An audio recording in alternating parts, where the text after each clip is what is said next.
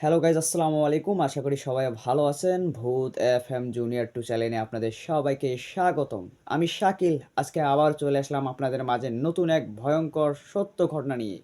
তাহলে চলুন বেশি কথা না বলে আজকের ভয়ঙ্কর সত্য ঘটনাটি শুরু করা যাক এবং বিস্তারিত জানা যাক। Let's go! আমার এই বাইকের চাকায় কত পাহাড়, কত উপত্যকা আমি পেরিয়েছি। কত অচেনা পথের বাঁকে, কত অজানা বিপদের সম্মুখীন হয়েছি। কিন্তু আমি এমন এক পথের কথা জানি, যেখানে সবচেয়ে বড় বিপদটা বাইরে থেকে আসে না, আসে নিজের ভেতর থেকেই। যখন আপনি শুনতে পান আপনারই গলা আপনাকে পিছন থেকে ডাকছে। আমার নাম সৌরভ নন্দী, বয়স ২৭। কলকাতার এক আইটি কোম্পানিতে কাজ করি। আমার জীবনটা আর ৫টা কর্পোরেট দাসের মতোই। সকালের অ্যালার্ম, ল্যাপটপের স্ক্রিন আর ডেডলাইনের টেনশন। এই একঘেয়ে জীবন থেকে মুক্তি পাওয়ার জন্যে আমার একটাই নেশা, বাইক নিয়ে একা একা বেরিয়ে পড়া। পাহাড় আমার সবচেয়ে প্রিয়। আমার রয়্যাল এনফিল্ড মেঘদূতকে নিয়ে পাহাড়ি রাস্তার বাঁকে বাঁকে হারিয়ে যাওয়ার চেয়ে বড় আনন্দ আমার কাছে আর কিছুই নেই। এই গল্পটা গত শীতের। আমি অফিস থেকে ১ সপ্তাহের ছুটি নিয়ে একা একাই বেরিয়ে পড়েছিলাম কালিম্পংয়ের উদ্দেশ্যে। আমার উদ্দেশ্য ছিল শহরের কোলাহল থেকে দূরে কোনো নিরিবিলি রাস্তায় বাইক চালানো। যাত্রার প্রথম কয়েকটা দিন বেশ ভালোই কাটল। শিলিগুড়ি থেকে সেবক রোড ধরে তিস্তার পাশ দিয়ে পাহাড়ের কোলে হারিয়ে যাওয়া অভিজ্ঞতাটা ছিল অসাধারণ। গণ্ডগোলটা শুরু হলো আমি যখন কালিম্পং শহর থেকে আরও ভেতরে লাভা লোলেগাঁওয়ের দিকে যাচ্ছিলাম। রাস্তাটা ছিল খুব সরু, খাড়া আর জঙ্গলে ঢাকা। দুপাশে শুধু পাইন গাছের সারি আর মাঝে মাঝে কয়েকটা ছোট ছোট পাহাড়ি গ্রাম। আমি যখন একটা খুব নির্জন জঙ্গলে ঢাকা রাস্তা দিয়ে যাচ্ছি, তখন প্রায় সন্ধে হয়ে এসছে। চারপাশটা ধীরে ধীরে কুয়াশার চাদরে ঢেকে যাচ্ছে। আমি খুব সাবধানে বাইক চালাচ্ছিলাম।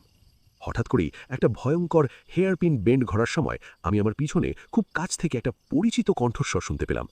সৌরভ! আমি চমকে উঠলাম। আমি সজোরে ব্রেক কষলাম। আমার বাইকের পিছনের চাকাটা স্কিড করে গেল। আমি কোনো মতে নিজেকে সামলে নিলাম। আমার বুকের ভেতরটা ধরাস ধরাস করছিল। আমি পিছনে ফিরে তাকালাম। রাস্তাটা ছিল একদম ফাঁকা। কেউ কোথাও ছিল না। আমার সারা শরীর ভয়ে ঠান্ডা হয়ে গেল। কণ্ঠস্বরটা ছিল আমার খুব চেনা, কারণ ওটা ছিল আমার নিজেরই গলার আওয়াজ। আমি কি ভুল শুনেছি? পাহাড়ের রাস্তায় বাতাসের শব্দে হয়তো আমার কানের ভুল হয়েছে। আমি নিজেকে বোঝালাম। আমি আবার বাইকটা স্টার্ট দিয়ে এগোতে শুরু করলাম। কিন্তু আমার মনটা খচখচ করছিল। কিছুক্ষণ পর আমি যখন আরেকটা বাঁক ঘুরছি, তখন আবার সেই ডাক। এবার আরও স্পষ্ট, আরও কাছে। সৌরভ, দাঁড়াও! এবার আমি ভয়ে, আতঙ্কে প্রায় জমে গিয়েছিলাম। আমি জানি এটা কোনো কানের ভুল নয়। কেউ একজন আমারই গলার আওয়াজ নকল করে আমাকে পিছন থেকে ডাকছে। কিন্তু কেন? আমি আর পিছনে না তাকিয়ে আমার বাইকের গতি বাড়িয়ে দিলাম। আমার লক্ষ্য ছিল যত তাড়াতাড়ি সম্ভব সামনের কোনো একটা গ্রামে বা হোটেলে পৌঁছানো। আমি যখন প্রায় ঝড়ের গতিতে বাইক চালাচ্ছি, তখন সেই কণ্ঠস্বরটা এবার আর আমাকে ডাকল না। সে আমার কানের পাশে ফিস ফিস করে কথা বলে উঠল। সে বলল, এত তাড়া কিসের সৌরভ? তুমি কি তোমার নিজের কাছ থেকেই পালাচ্ছ? আমার আর সহ্য করার ক্ষমতা ছিল না। আমি জানি না আমার কি হয়েছিল। আমি ভয়ে, আতঙ্কে দিশেহারা হয়ে আমার বাইকের হ্যান্ডেলটা ছেড়ে দিলাম। তারপর সব অন্ধকার। আমার যখন জ্ঞান ফিরল, তখন আমি দেখলাম আমি একটা ছোট পাহাড়ি গ্রামের কোনো এক বাড়ির বিছানায় শুয়ে আছি। আমার মাথায় ব্যান্ডেজ। একজন বয়স্ক নেপালি মহিলা আমার পাশে বসে আমার মাথায় জলপট্টি দিচ্ছিলেন। তিনি আমাকে চোখ খুলতে দেখে একটা স্নেহাসীর হাসি হেসে বললেন, ভগবানকে ধন্যবাদ, তোমার জ্ঞান ফিরেছে বাবা। আমি কাঁপা কাঁপা গলায় জিজ্ঞাসা করলাম, "আ- আ- আমি আমি এখানে কি করছি? আমার সাথে কি হয়েছিল?" তিনি বললেন, তুমি রাস্তার ধারে তোমার বাইকের পাশে অজ্ঞান হয়ে পড়েছিলে। আমার ছেলে তোমাকে দেখতে পেয়ে এখানে নিয়ে এসেছে। তোমার ভাগ্য ভালো বাবা, তিনি বললেন, যে তুমি খাদে পড়ে যাওনি। ওই রাস্তাটা ভালো নয়। ওই রাস্তায় আত্মা ডাকিনীর মাস। আত্মা ডাকিনী? হ্যাঁ, তিনি বললেন, এক ভয়ঙ্কর অশুভ সত্তা, যে পথিকদের তাদের নিজেদের গলার আওয়াজে পিছন থেকে ডেকে তাদের সর্বনাশ করে। আমি স্তব্ধ হয়ে তার কথা শুনছিলাম। আমি বুঝতে পারছিলাম আমি কোনো সাধারণ দুর্ঘটনার শিকার হইনি। আমি সম্মুখীন হয়েছি এক ভয়ঙ্কর অলৌকিক রহস্যের। আমি জানি না ওই আত্মা ডাকিনী কেন আমার পিছু নিয়েছিল। আমি শুধু জানি আমার এই যাত্রা এখনও শেষ হয়নি, বরং আসল ভয়ঙ্কর যাত্রাটা হয়তো সবে শুরু হতে চলেছে। সেই বৃদ্ধা, যাকে আমি আম্মা, মা বলে ডাকতে শুরু করেছিলাম, তার কাছ থেকে আত্মা ডাকিনীর কথা শোনার পর আমার মনের ভিতরটা ভয়ে আর কৌতূহলে তোলপাড় হয়ে গিয়েছিল। আমার নিজের গলার আওয়াজ আমাকে পিছন থেকে ডাকছে, এই ভাবনাটাই আমার কাছে ছিল সবচেয়ে ভয়ঙ্কর। আমি বুঝতে পারছিলাম আমি এমন এক অশুভ শক্তির সম্মুখীন হয়েছি, যা শুধু বাইরে থেকেই নয়, আমার ভেতর থেকেও আমাকে আক্রমণ করতে পারে। আমি সেই পাহাড়ি গ্রামে আম্মার বাড়িতেই কয়েকদিন থেকে গেলাম। আমার শরীরটা ছিল দুর্বল, আর আমার বাইক মেঘদূতেরও বেশ কিছু ক্ষতি হয়েছিল। আম্মা আর তার ছেলে দর্জি আমার খুব যত্ন নিয়েছিল। আমি তাদের কাছে ওই আত্মা ডাকিনী সম্পর্কে আরও জানতে চাইলাম। দর্জি, যে ছিল আমারই বয়সী এক যুবক, সে বলল, সৌরভ ভাই, এই গল্পটা আমাদের গ্রামের এক পুরনো দুঃখের কাহিনী। আজ থেকে প্রায় ৫০-৬০ বছর আগের কথা। সে বলতে শুরু করল, এই গ্রামেই থাকত এক যুবক, নাম তার রোহন। সে ছিল খুব ভালো মনের, কিন্তু বড্ড বেশি একা। তার বাবা মা কেউ ছিল না, সে একাই থাকত আর জঙ্গলে কাঠ কেটে তার দিন চলত। রোহনের একটাই স্বপ্ন ছিল, দর্জি বলে চলল, সে একটা বাইক কিনবে, আর সেই বাইকটা নিয়ে সে এই পাহাড় ছেড়ে দূর কোনো এক নতুন জায়গায় চলে যাবে। অনেক কষ্ট করে টাকা জমিয়ে সে তার স্বপ্নটা পূরণ করেছিল। সে কিনেছিল একটা পুরনো সেকেন্ড হ্যান্ড রয়্যাল এনফিল্ড। আমার বুকের ভেতরটা কেঁপে উঠল। সে তার বাইকটাকে খুব ভালোবাসত, দর্জি বলল। সে ওটার নাম দিয়েছিল পথিক। একদিন দর্জির গলাটা ধরে এলো। রোহান তার সেই পথিককে নিয়ে এই রাস্তা দিয়েই কালিম্পংয়ের দিকে যাচ্ছিল।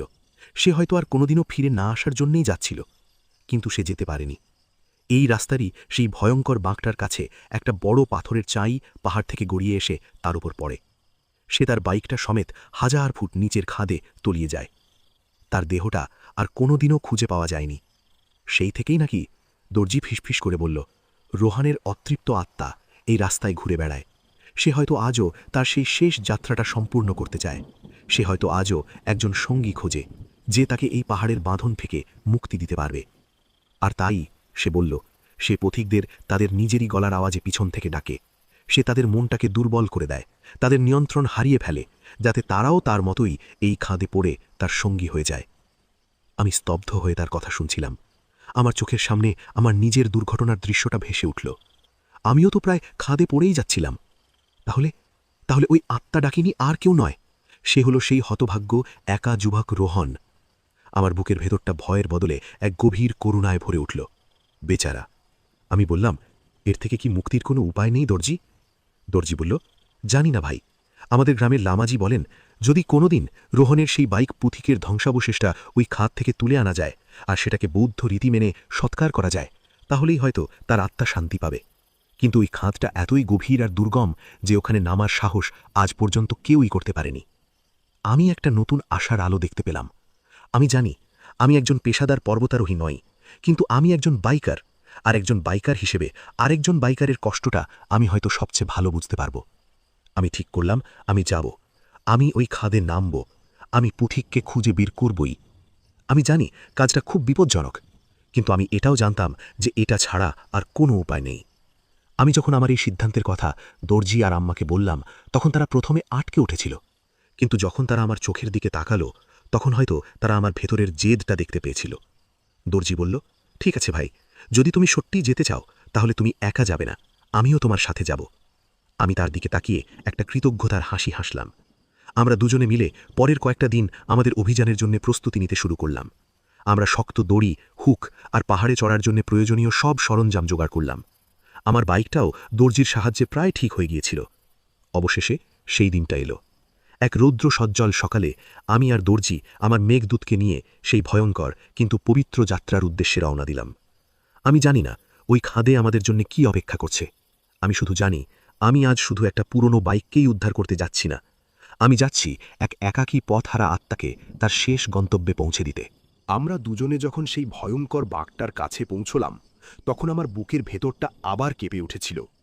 এই সেই জায়গা যেখানে আমি মৃত্যুর মুখ থেকে ফিরে এসেছি, যেখানে রোহন তার স্বপ্ন সমেত অতল গভীরে হারিয়ে গিয়েছিল। বাঁকটার ঠিক কোনায় রেলিংয়ের একটা অংশ ছিল ভাঙা। আমরা বুঝলাম এটাই সেই জায়গা। আমরা বাইকটা রাস্তার ধারে দাঁড় করিয়ে আমাদের সরঞ্জাম নিয়ে খাদের কিনারায় গিয়ে দাঁড়ালাম। নিচের দিকে তাকিয়ে আমার মাথাটা ঘুরে গেল। হাজার হাজার ফুট গভীর খাদ, নিচে ঘন দুর্ভেদ্য জঙ্গল, আর তার মধ্যে দিয়ে একটা সরু রূপলি ফিতের মতো পাহাড়ি নদী বয়ে চলেছে। দর্জি আমার চেয়ে অনেক বেশি অভিজ্ঞ। সে এই পাহাড়েই বড় হয়েছে। সে খুব সাবধানে একটা বড় শক্ত পাথরের সাথে আমাদের দড়ির একটা প্রান্ত বাঁধল। তারপর সে আমার দিকে তাকিয়ে বলল, প্রস্তুত ভাই? আমি একটা গভীর শ্বাস নিয়ে মাথা নাড়লাম। দর্জি প্রথমে নামতে শুরু করল, আমি তার পিছু পিছু। খাদের গাটা ছিল প্রায় ৯০ ডিগ্রি খাড়া, ছোট ছোট পাথর আর আলগা মাটি। প্রতিটা পদক্ষেপে আমাদের খুব সাবধানে পা ফেলতে হচ্ছিল। প্রায় ঘণ্টাখানেক নামার পর আমরা খাদের প্রায় মাঝখানে এসে পৌঁছলাম। আমরা তখন একটা ছোট পাথরের চাইয়ের উপর দাঁড়িয়ে একটু বিশ্রাম নিচ্ছিলাম। হঠাৎ করেই দর্জি আমার হাতটা চেপে ধরল। সে ফিসফিস করে বলল, সৌরভ ভাই শোনো। আমি কান পেতে রইলাম। আমি শুনলাম বহু দূর থেকে, বহু নিচ থেকে একটা মৃদু কিন্তু স্পষ্ট শব্দ ভেসে আসছে। একটা বাইকের ইঞ্জিনের শব্দ, একটা পুরনো রয়্যাল এনফিল্ডের সেই পরিচিত দুগদুগ শব্দ। আমাদের দুজনেরই গায়ের লোম খাড়া হয়ে গেল। দর্জি ভয় পাওয়া গলায় বলল, রোহন, ও এখানেই কোথাও আছে। আমরা আবার নামতে শুরু করলাম। যত নিচে নামছিলাম ততই সেই ইঞ্জিনের শব্দটা স্পষ্ট হচ্ছিল। অবশেষে প্রায় 2 ঘন্টার চেষ্টায় আমরা খাদের একেবারে নিচে এসে পৌঁছলাম। জায়গাটা ছিল এক ভয়ঙ্কর স্যাঁতস্যাঁতে জঙ্গল। সূর্যের আলোও ঠিকমতো পৌঁছায় না। আর সেই জঙ্গলের মাঝখানে আমরা যা দেখলাম তার জন্য আমরা প্রস্তুত ছিলাম না। আমরা দেখলাম একটা ছোট ফাঁকা জায়গায় একটা পুরনো মোর্চে ধরা রয়্যাল এনফিল্ড বাইক নিজে থেকেই দাঁড়িয়ে আছে। তার ইঞ্জিনটা চলছে আর তার হেডলাইটটা নিভছে। পথিক। বাইকটার অবস্থা ছিল ভয়াবহ। তার চাকাগুলো বেঁকে গেছে, তার বডিটা দুমড়ে মুচড়ে গেছে। কিন্তু সে আজও তার প্রভুর জন্য অপেক্ষা করে চলেছে। আমরা যখন সেই অলৌকিক ভয়ঙ্কর দৃশ্য দেখে স্তব্ধ হয়ে গেছি, তখন হঠাৎ করেই আমাদের পিছনে সেই পরিচিত আমারই মতো গলার আওয়াজটা আমি শুনতে পেলাম। তোমরা তোমরা এখানে কেন এসেছ? আমরা চমকে উঠে পিছনে ফিরলাম। দেখলাম আমাদের ঠিক পিছনে একটা গাছের গুড়ির আড়ালে একটা আবছা ধোঁয়াশা ছায়া মূর্তি দাঁড়িয়ে আছে। রোহন। আজ তার রূপে কোনো ক্রোধ বা হিংসা ছিল না, ছিল শুধু তীব্র বিস্ময় আর এক গভীর কষ্ট। আমি সাহস করে তার দিকে এগিয়ে গেলাম। আমি বললাম, আমরা তোমাকে নিতে এসেছি রোহন। আমরা তোমাকে আর তোমার পথিককে এখান থেকে মুক্তি দিতে এসেছি। আমার কথা শুনে তার ছায়াময় চোখ দুটো ছলছল করে উঠল। সে বলল, মুক্তি? আমার আমার আর কোনো মুক্তি নেই। আমি এই পাহাড়ের অভিশাপ। আমি শয়তান। না, আমি বললাম, তুমি শয়তান নও। তুমি শুধু একজন একাকী পথ হারানো পথিক, যার যাত্রাটা সময়ের আগেই শেষ হয়ে গিয়েছিল।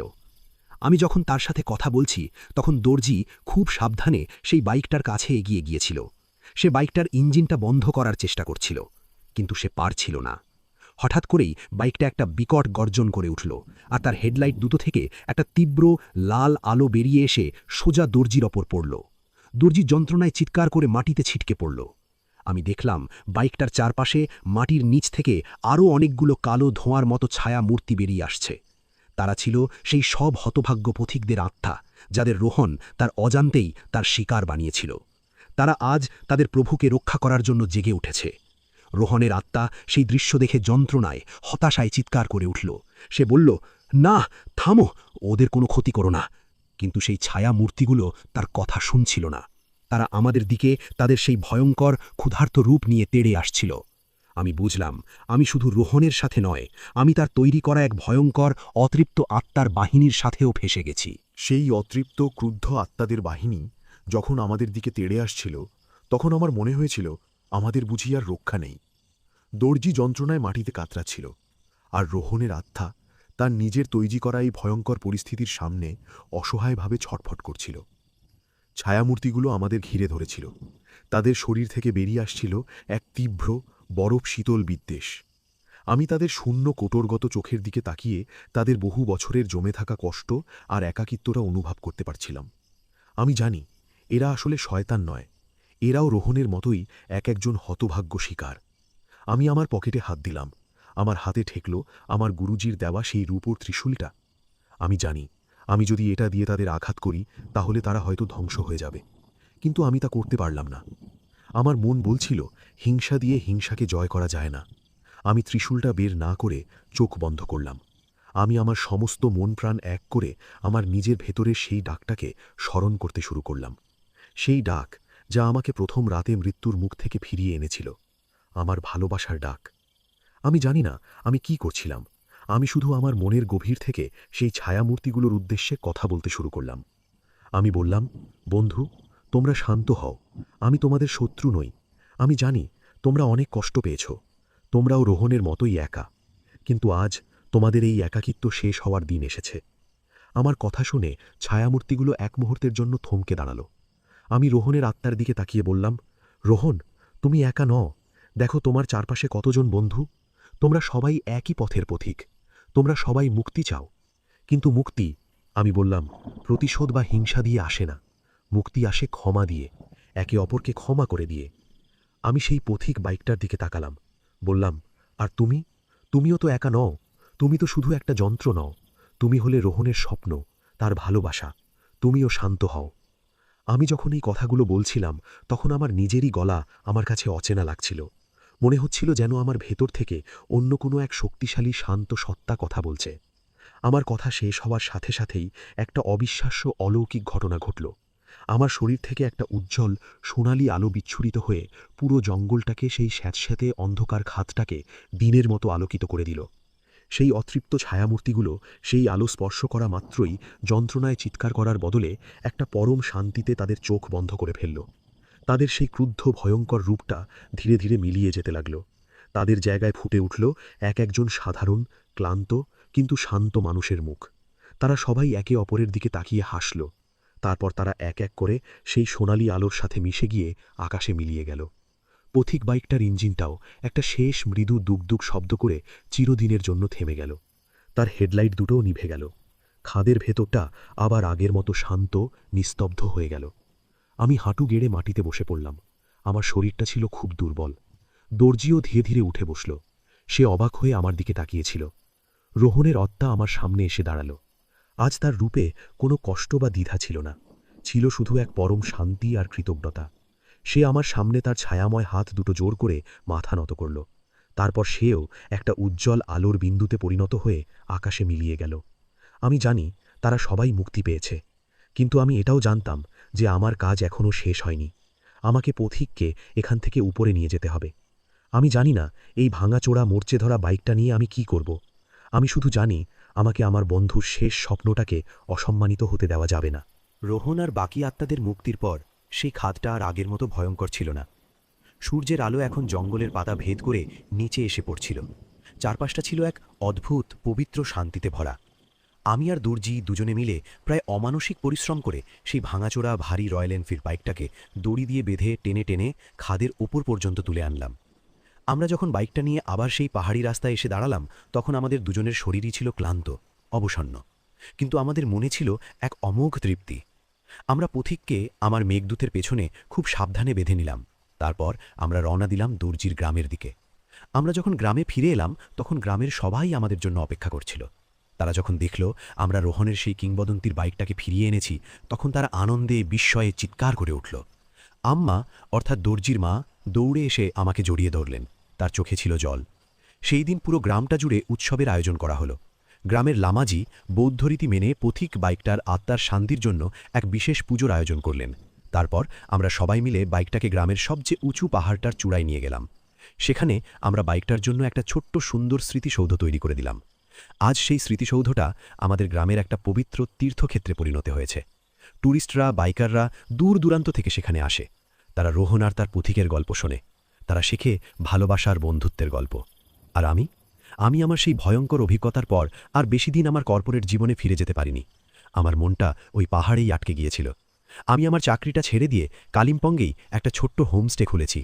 আমার হোমস্টেটা এখন বাইকারদের জন্য একটা খুব প্রিয় জায়গা। তারা আমার কাছে আসে, আমার সাথে তাদের যাত্রার গল্প বলে। আমিও তাদের আমার জীবনের সবচেয়ে স্মরণীয়, সবচেয়ে ভয়ঙ্কর কিন্তু সবচেয়ে সুন্দর যাত্রার গল্পটা বলি। আর আমি জানি আমার গল্পটা এখনও শেষ হয়নি, কারণ মাঝে মাঝে যখন পূর্ণিমার রাতে আমি আমার হোমস্টের বারান্দায় একা বসে থাকি তখন আমার মনে হয় আমি যেন বহু দূরে কোনো এক পাহাড়ের চূড়া থেকে একটা পুরনো রয়্যাল এনফিল্ডের মৃদু দুগদুগ শব্দ শুনতে পাই। আমি ভয় পাই না। আমি জানি ওটা রোহন। সে তার পথিককে নিয়ে তার সেই অসমাপ্ত শেষ যাত্রাটায় হয়তো আজও একা একাই ঘুরে বেড়ায়।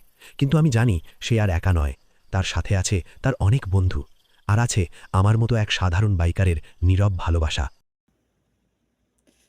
তা গাইস, গল্পটা কেমন লাগলো? আশা করি গল্পটা আপনাদের কাছে ভালো লেগেছে।